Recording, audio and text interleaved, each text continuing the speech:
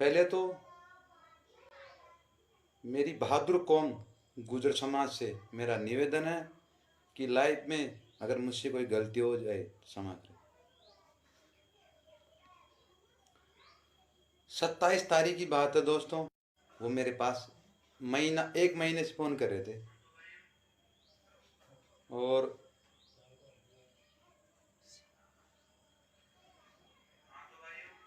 इसकी आवाज़ कम करो। और हमारा वो देवता है हमारी समाज का। और हम उसे पहले तो उनके डॉग लगाता हूँ मैं, जिनका नाम हमारा कर्नल बाबा।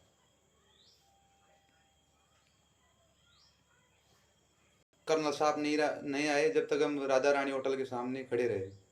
वह कपिला जी का हस्बैंड सरपंच साहब, कपिला जी सब हम मिल गए। तो कर्नल साहब आए। आते ही फिर वह जो कपिला जी का हस्बैंड है, उन्होंने मेरे को बोला कि मंदराज जी आप भी इसी गाड़ी में कर्नल साहब के साथ बैठ जाओ। ठीक, मैं उसमें बैठ गया। तो वहाँ बहन संगीता जी भी मौजूद थी और सारे रास्ते रास्ते मेरे साथ थी, हम एक गाड़ी में थे। अब बाजार के बीच से बाबा का बढ़िया जुलूस निकला और हम वहाँ स्टेज पे पहुँचे। पहुँचते ही स्टेज छोटा था, पब्लिक ज़्यादा थी। तो जो मेरे साथ जो छोरे थे उनको मैंने कह दिया भाई समाज का मुझे कोई धोखा नहीं है, तो आप नीचे रहो, मैं बाबा के साथ ऊपर जा रहा हूँ। इधर दाएं हाथ की तरफ बाबा की साइड में मैं खड़ा था। अचानक एक युवा भाई आता मेरा, जो मुझे उसकी माँ को भी गर्व है कि उसने आप एक ऐसे भाई को जन्म दिया जिसने मेरे साथ क्या किया। अब मैं इस चीज़ के लिए झूठ नहीं बोलूँगा क्योंकि वह तो छोरा था गुजर, और उसके साथ जो मीणा बाई के लड़के थे वो किसी ने मुझे बताया है। मैं जानता थोड़ी हूँ वहाँ के आदमियों को, लेकिन उसका तो मुझे एड्रेस पूरा बता दिया। अब वो थे कि नहीं मेरे को उसको बताया, लेकिन वो एक तो जो हमारा भाई था ना बराबर का, वो तो गुजर था। ऐसे करते करते बाबा का स्वागत चलने लग गया वहाँ। तो अचानक ही वह आदमी पीछे से आता है, पीछे से आके मेरी कॉलर पकड़ के मेरे ऊपर हाथ उठाने की कोशिश करता है। तो मैंने भी उसकी तरफ ऐसे किया, भाई तू क्या कर रहा है ये। तो उसने कुछ नहीं बोला, गाली गलौज चालू कर दिया।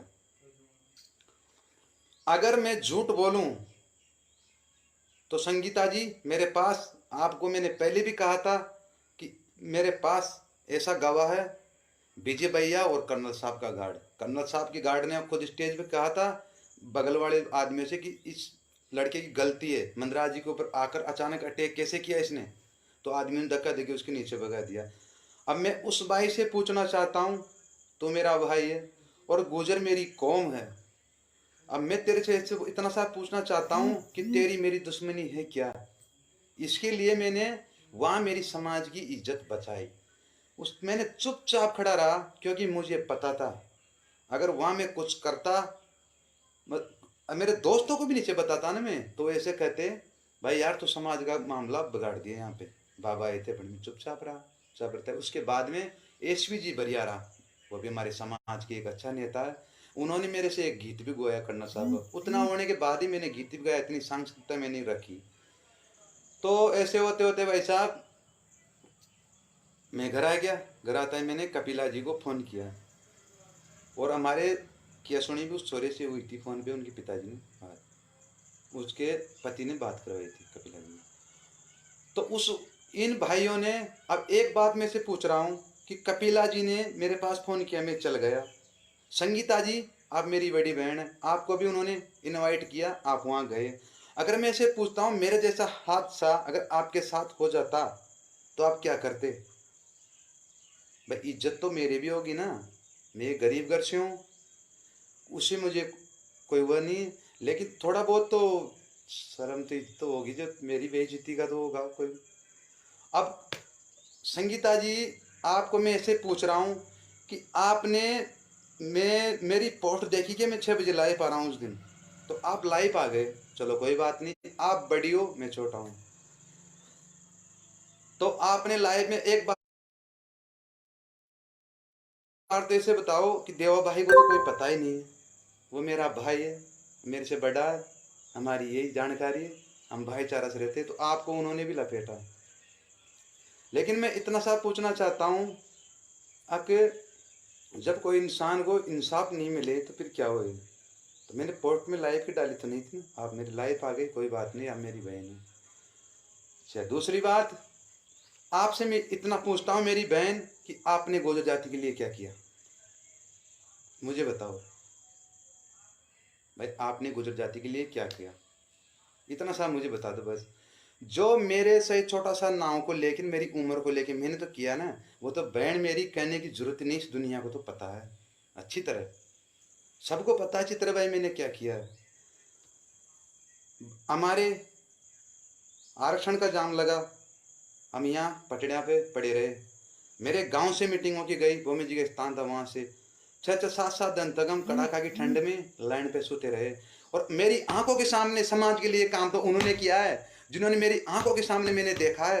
एसपी जी वरियारा, गोपाल भाई बस्सी, राम सिंह जी, भाई चेतराम भाई, ऐसे बहुत गुजरों में ऐसे जिन्होंने इतने दुख पाए। उन्होंने मेरे सामने, प्रशासन ने एक बार पिछले जाम में भी एक चैनपुरा मोड़ पड़ता, वहां से उनको गिरफ्तार किया।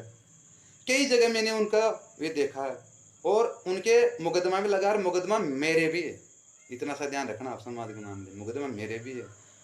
और मैं पिलुपुरा भी गया और बांछेड़ा भी गया।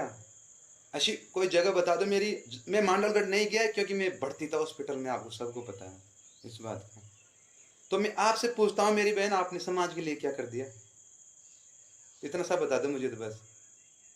आप एक लेडीज हो और आप ओपन चैलेंज दे रहे हो इतने से बच्चे को, मेरे को चैलेंज लेके आ रहे हो, मैं देख गाने बजाने वाला हूँ भाई। मैं तो ऐसे भी देख नई जिंदगी पार करके आया हूँ, आपको खुद को पता है इस बात का, मेरे से क्या मतलब है?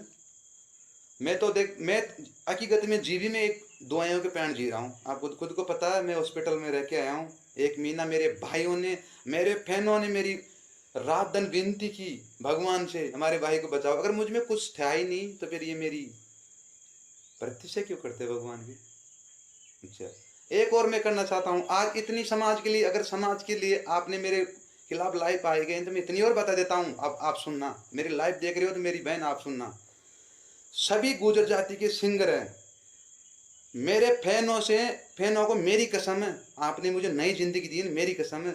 सब भाइयों का चैनल सब्सक्राइब को शेयर करो, ताकि मेरे भाई आगे बढ़ सके और आगे नाम कर सके।